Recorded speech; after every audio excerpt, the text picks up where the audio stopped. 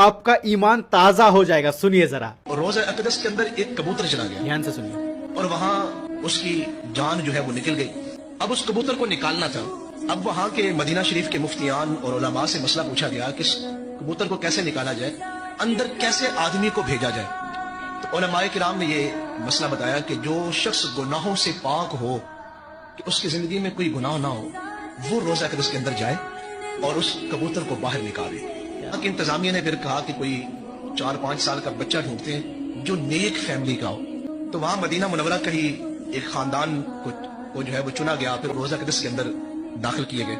जब वो बच्चा कबूतर लेके बाहर निकला, उसने आके चीख कर 3 मरतबा कहा, वल्लाही रसूल अल्लाह हय्युन, लोगों अल्लाह की कसम है रोज़ा अक़दस के अंदर मैं हुजूर को जिंदा देखते आ रहा हूँ। सुभान अल्लाह, सुभान अल्लाह, तो जिंदा है वल्लाह। जिंदा है वल्लाह। इसे शेयर कीजिए तमाम मुसलमान